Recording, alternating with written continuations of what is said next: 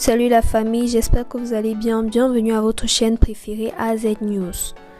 Du côté de la Guinée, la date restera mémorable ce jeudi 18 janvier et à jamais gravée dans les marbres de l'histoire.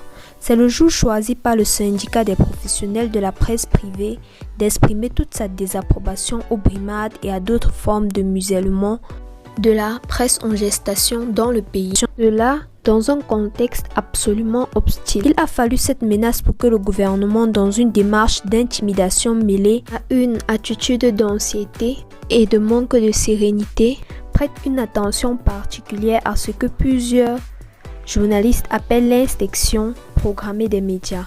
Et pourtant, depuis plusieurs mois, la plupart des grands médias audiovisuels guinéens sont brouillés. Depuis plusieurs mois également, l'accès aux réseaux sociaux et à certains sites internet est restreint. Jusque-là, rien n'avait fait bouger. À cet effet, les autorités du moins détournaient leur attention sur la situation jugée assez préoccupante. Ni des chancelleries occidentales qui se murent regrettablement dans un silence complice pour ne pas condamner, comme elles ont l'habitude, quand il s'agit de violation de la liberté d'expression.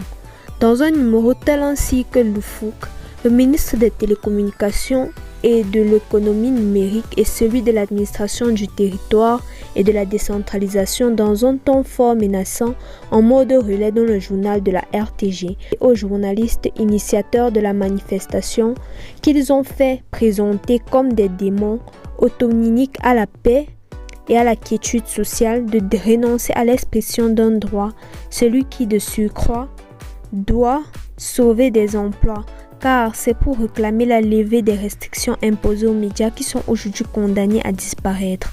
Que dire des déclarations de Ousmane Gaoul Diallo, celui-là même qui a longtemps soutenu et défendu l'expression des libertés fondamentales, quel que soit le contexte. Paradoxalement, dans la peau de dirigeant, le ministre Gaoul soutient tout ce qu'il a rejeté avec véhémence et conviction quand il est opposant. Comme pour dire qu'en Guinée, les convictions changent en fonction des positions. Dommage.